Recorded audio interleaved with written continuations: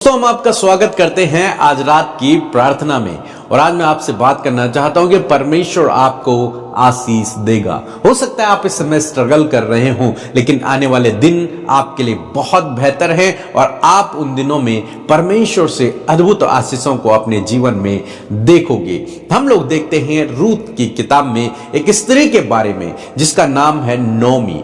और ऐसा हुआ कि इन्होंने प्लान किया कि हम लोग किसी दूसरे शहर में जाएंगे। कारण क्या है?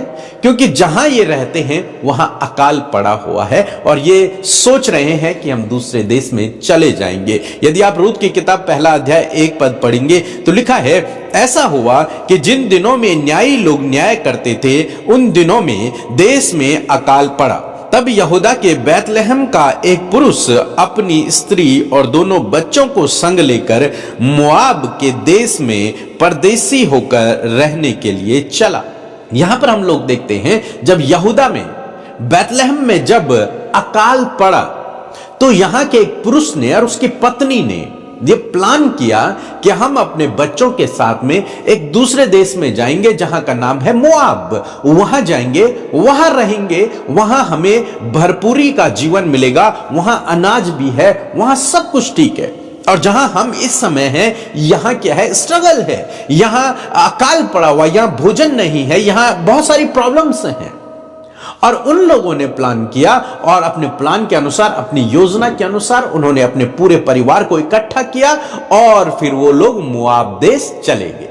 यहां तक तो कोई दिक्कत नहीं है, लेकिन जो आप समझेंगे, जब मैं इसे पढ़ रहा था तो मैंने समझा जो यहूदा और बैतलहम है वो परमेश्वर का नगर है, वो परमेश्वर की चुनी हुई जगह है, परमेश्वर के लोग वहां वास करते हैं, परमेश्वर के बच्चे वहां हैं।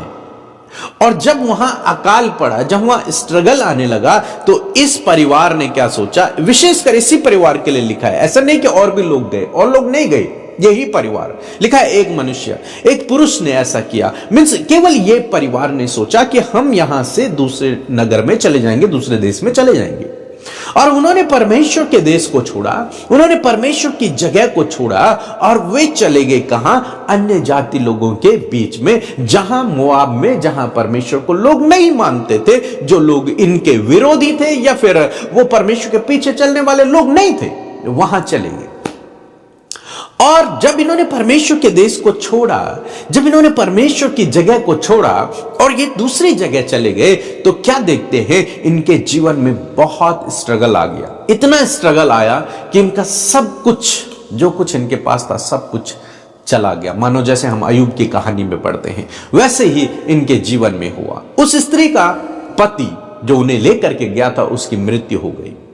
उसके बाद उसके 2 बेटे थे। उस स्त्री ने अपने दोनों बेटों की शादियां की। कुछ समय बाद क्या देखते हैं? वो दोनों बेटे भी मर गए। अब ये स्त्री जिसका नाम नोमी है, ये अकेली बची हुई है और इसकी 2 बहुएं इसके साथ में है।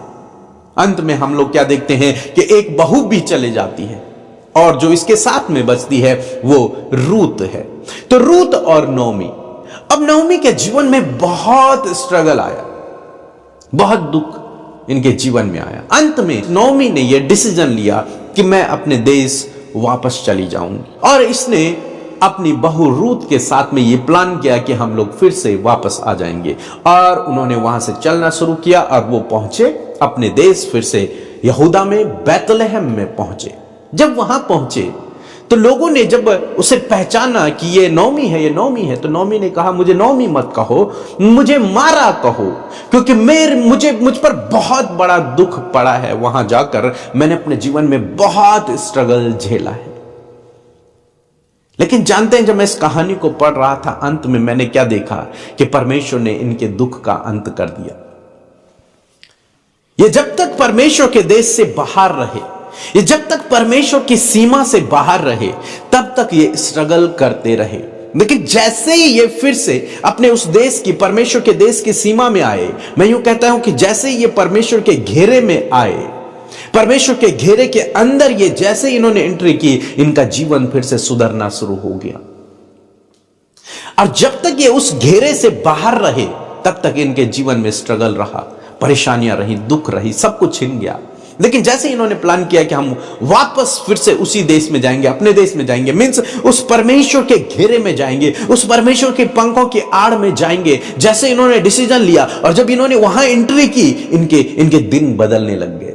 इनके दुख के दिन खुशियों में परिवर्तित होने लगे और अंत में हम लोग देखते हैं परमेश्वर ने इनकी पूरी कहानी को बदल दिया।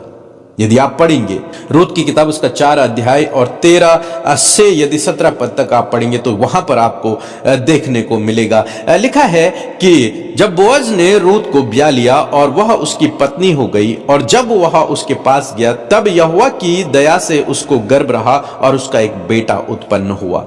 तब स्त्रियों ने नौमी से कहा, यहोवा धन्य है जिसने तुझे आज छुड़ाने वाला कुटुंबी के बिना नहीं छोड़ा, इजराइल में इसका बड़ा नाम होगा। मीन्स परमेश्वर ने, आगे आप पढ़ सकते हैं, परमेश्वर ने उसकी परिस्थितियों को बदल दिया। वो कहां आंसुओं में थी, कहां बहुत दुख में थी, निराशाओं में थी, सब कुछ चला गया था। लेकिन जब वो परमेश्वर के घेरे में वापस आए, जब वो परमेश्वर के पंखों की आड़ में वापस आए, जब वो परमेश्वर के उस वॉल के अंदर आए, उस बाउंड्री वॉल के अंदर आए, उस देश के अंदर आए, उनकी परिस्थितियां बदल गई, उनकी परिस्थितियां बदलने लगी। वो दिन प्रतिदिन आशीष को पाने लगे। बाद में हम लोग देखते हैं कि ये रूत दाऊद की दादी हुई, जिस वंश से यीशु मसीह पैदा हुए, आपके और मेरे उद्धारकर्ता पैदा हुए। मीन्स परमेश्वर ने इनकी स्थिति को ऐसे बदल दिया। लेकिन कब ये हुआ? जब मैं इसे पढ़ रहा था तो मैंने सीखा कि जब ये परमेश्वर के घेरे में आए, जब ये परमेश्वर के पंखों की आड़ में आए, तब ये ऊपर उठने लगे, तब ये सफल होने लगे, तब ये आशीषित होने लगे, तब सब कुछ जो इन्होंने खो दिया था परमेश्वर ने वो आशीषें इन्हें फिर से दे दी। सो मैं आशा करता हूं आप समझ गए होंगे कि आपको क्या करना है। यदि आपको लगता है कि आप अपने जीवन में स्ट्रगल कर रहे हैं तो आपको परमेश्वर की निकटता में जाना है, उसके घेरे में जाना है, उसके करीबी में जाना है, उसको अपना शरण स्थान बना लेना है, उसके पंखों की आड़ में छिप जाना है, क्योंकि वही है जो आपको ऊंचाइयों पर लेकर जाएगा, वही है जो आपको सफल करेगा, वही है जो आपके दुख को आनंद में बदल देगा, वही है जो आपके आंसुओं को पोंछेगा और उन्हें नृत्य में आपके लिए बदल देगा। इसलिए परमेश्वर के घेरे से बाहर नहीं बल्कि परमेश्वर के घेरे के अंदर अपने आप को रखें, उस बाउंड्री वॉल के अंदर रहें, उसकी शहरपना के अंदर रहें, बाहर नहीं। जब आप बाहर जाएंगे तो आप हो सकता है नौमी की तरह अपने जीवन में स्ट्रगल करें, लेकिन जब आप उसके घेरे के अंदर रहेंगे तो आपकी हानि नहीं होगी। लिखा है वो चारों ओर हमारे आग की सी शहरपना है, वो हमें प्रोटेक्ट करने वाला है, वो अपने पंखों के आड़ में हमें छिपा लेगा, वो हमारे लिए उपाय करेगा, वो हमारे लिए प्रबंध करेगा, सब कुछ हमारे लिए करेगा, बशर्ते आपको उसी घेरे के अंदर रहना है। हो सकता था कि ये बाकी लोगों की तरह अगर बेथलेहम में ही रुके रहते तो हो सकता था ये इतना स्ट्रगल नहीं करते। कुछ समय का स्ट्रगल रहता, लेकिन परमेश्वर फिर इनकी सुधि लेता, जैसे परमेश्वर ने औरों की सुधि ली, इनकी भी लेता। लेकिन क्या हुआ? ये उसके घेरे से बाहर चले गए और वहां परमेश्वर ने इनके जीवन में कुछ नहीं किया, बल्कि ये और स्ट्रगल करने लगे अपनी लाइफ में।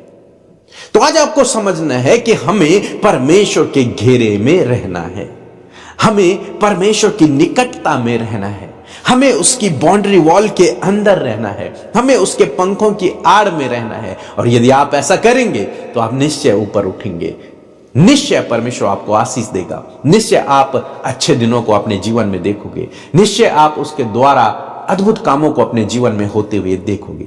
सो मैं आशा करता हूं आप समझ गए होंगे। सो प्रभु आपको इस वचन के द्वारा बहुतायत से आशीष दे।